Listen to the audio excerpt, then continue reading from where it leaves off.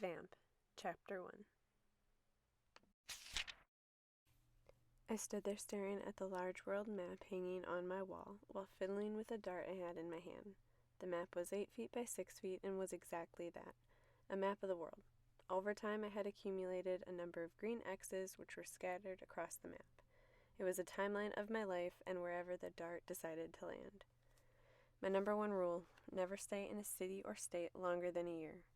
On average, I would move around every 9 months. I couldn't risk having a permanent residence for much longer than that.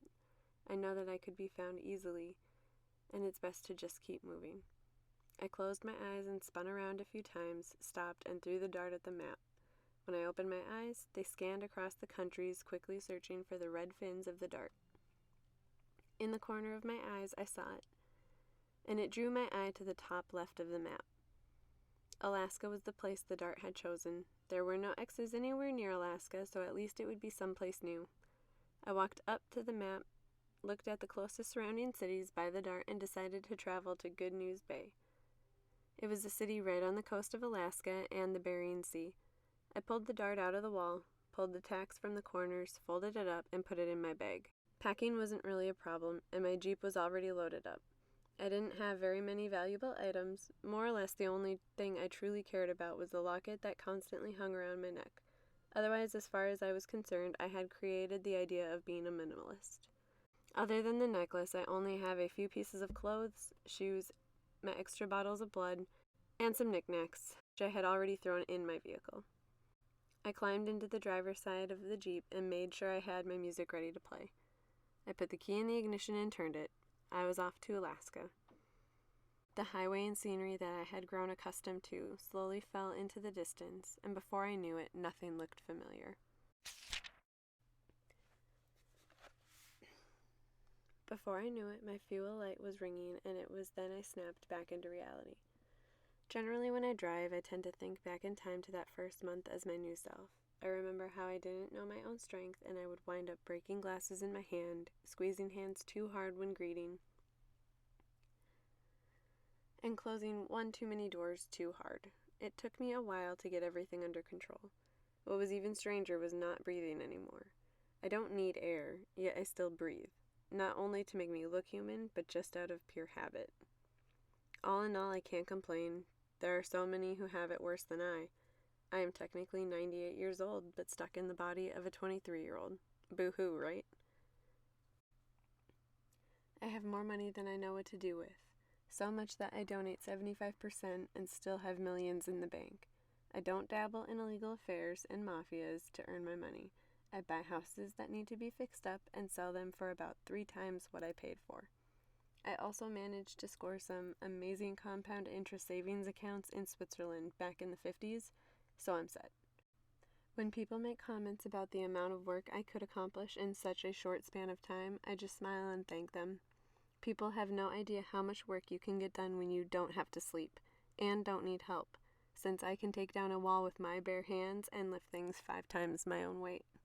Even though driving relaxes me, it also gives me too much time to think. The majority of the time, I think about my mother, father, Adeline, and all of the great times we had. I call it time traveling to myself because I can see the memories of the past so vividly. The pain of not being able to be by my mother's bedside when she took her last breath is still a pain that lingers deep within my hollow body to this day. My mother believed I had died on that fateful trip to Romania following my stupid passion. She never saw me again, neither did my cousin Adeline. I still don't even know if she is living. I never heard anything about her passing from any of my contacts or investigators, but it was just too risky to look. Adeline's parents had died in an accident when she was little, so my parents took her in. We were born a few weeks apart, and we had quite a few things in common, almost everything except my interest in the myths and legends department. That didn't stop us from being the best of friends, though. We cared about each other more than anything. No one messed with either of us. I remember a specific time when a boy had been picking on me when we were younger. Adeline walked right up to him and kneed him in the crotch and told him to never bother me again. She was always bigger than I was, even though she was younger. But she got her point across, and the boy never bothered me again. It was just one of those many times she had stood up for me. I was just about 6 hours into my drive when I saw a small diner off the side of the road and pulled in. A burger and fries sounded terrific. I can eat. I don't need to eat food to survive, but I enjoy a few certain dishes just because. Eggs Benedict, crab, chocolate, burgers, and pastas have always been on the top of my list. After my burger, I hopped back in the car and finished the long trek I had left to Alaska. Since I don't have to sleep and I also don't have to use the bathroom, I can cut a lot of time from driving. I have found it's nice to not have a set schedule. I can do everything at my own pace. I don't have anyone to please but myself, and I don't have any expectations to live up to. Just me and my freedom. The rest of the drive was long and boring, and I had a lot of things on my mind. I knew I couldn't stay hidden from my maker forever. Surely one of his hunters would eventually find me. I just had to try to stay one step ahead of them. I never used my real name when I purchased anything like houses, cars, plane tickets, and other things that could lead them to me. I had kept all my old license plates from all the states I had lived in and all my driver's licenses as well.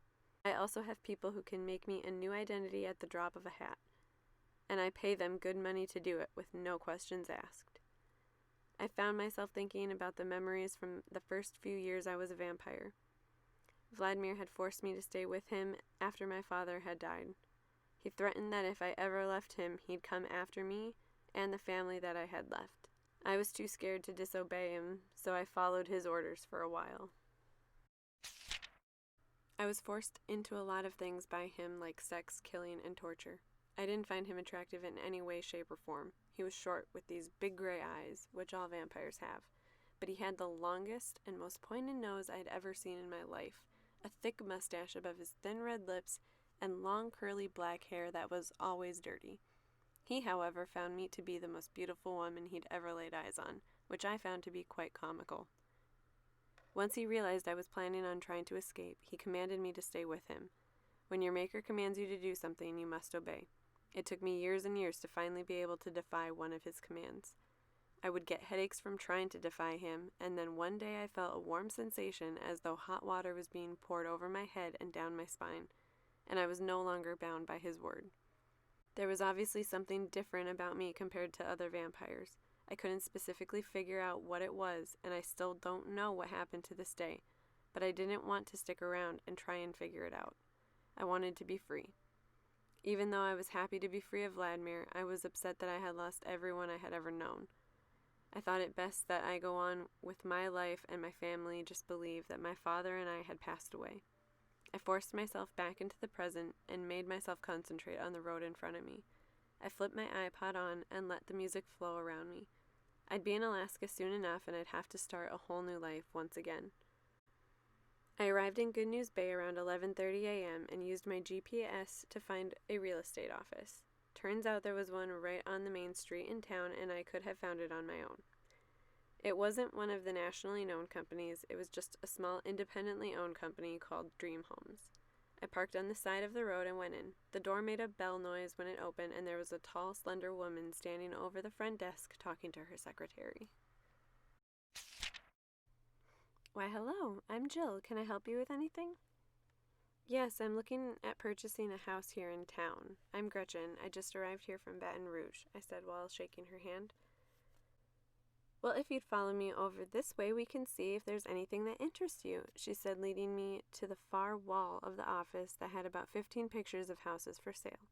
Unfortunately, there's not a huge selection to choose from around here. What's your price range? Jill asked. I don't have one, I said matter of fact. Jill had to balance herself by putting her hand on the desk next to her, a discreet movement a normal human wouldn't notice, but my keen observation picked up on her shock.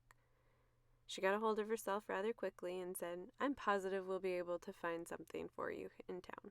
What kind of houses are you looking for? I'm looking for a fixer-upper house, one that needs some work. I make a living flipping houses. Well, we don't have any rundown houses, and the last abandoned house was torn down a few months ago. Oh. I was slightly disappointed, and I didn't know how I would keep myself occupied by buying an okay house. Well, it might be good for me to just buy a decent home for once and take some time off. What do you have that you could show me today? Jill and I scanned the wall of the building, holding all the pictures of the houses that were for sale. I looked up and down and found a few pictures that interested me. She wrote down the numbers, and we found 3 that we could go look at today. The first house we went to was a 2-bedroom, 1-bath, and was built in 1955. The lot was incredibly small, and the garage was even smaller. It was a beige 2-story house with an unfinished basement. There was nothing seriously wrong with the house, except that it looked like it belonged in the 1970s with the wallpaper.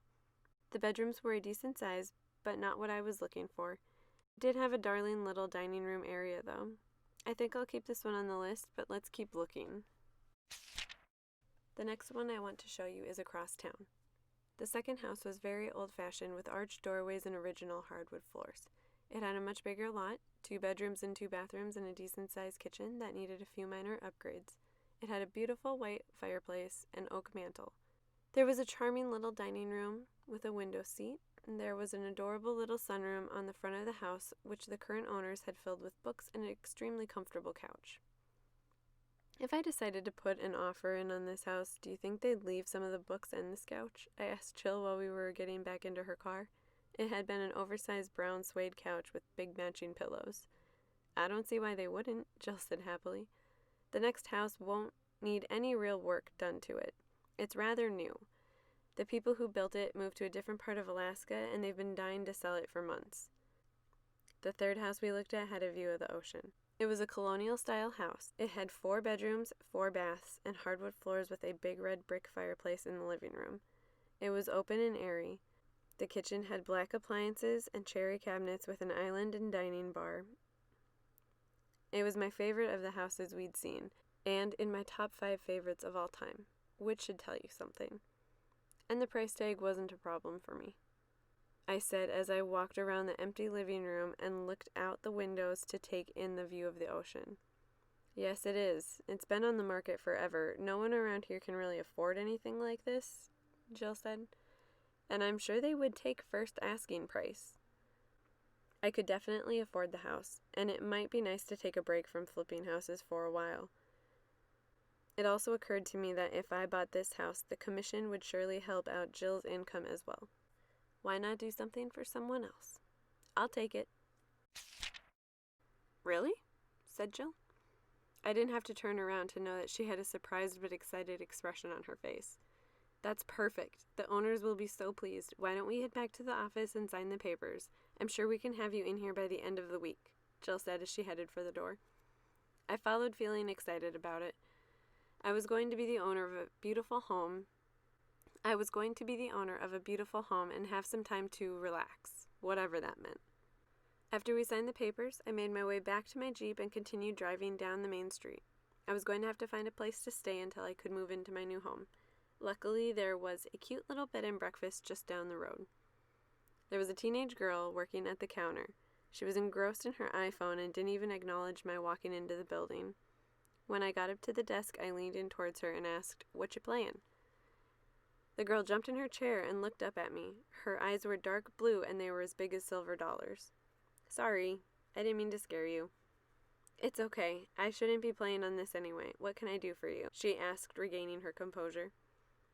"I'm looking for a place to stay for about a week until I can move into my house," I said as I set my wallet on the counter.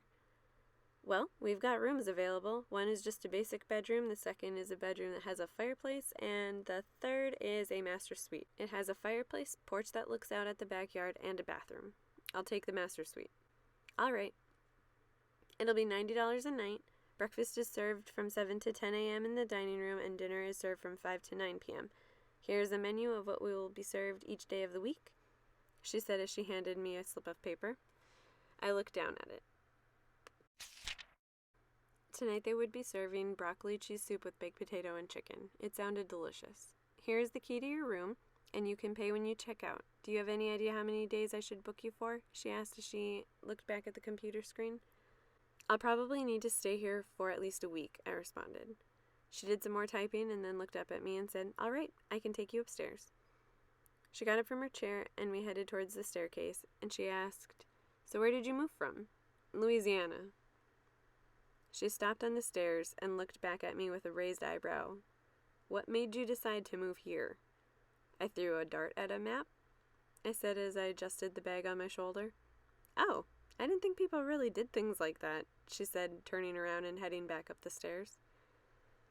The room was on the 3rd floor of the house. Everything in the house looked and smelled original. The bedroom was painted a light blue. There was a wrought iron antique bed with white linens in the corner facing the windows.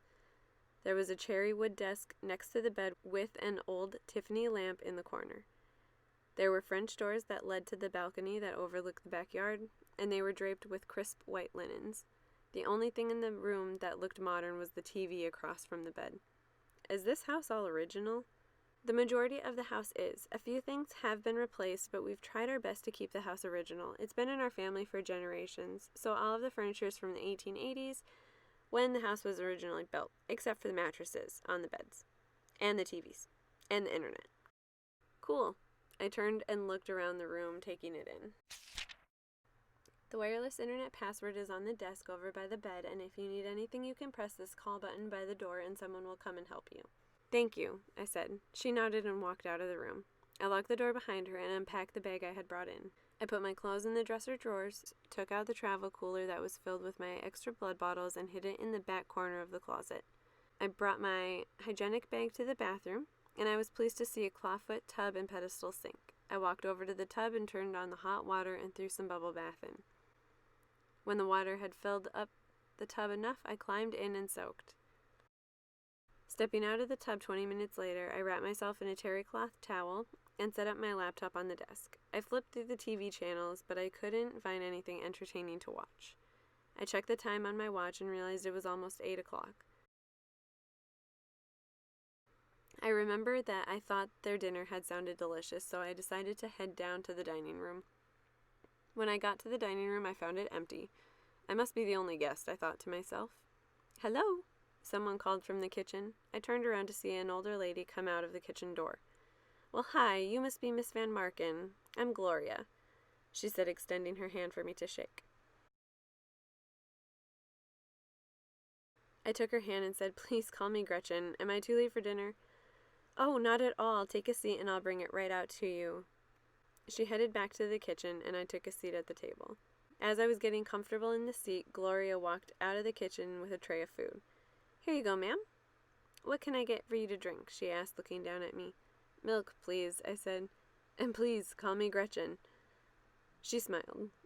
I brought my dishes to the kitchen where I was scolded by Gloria.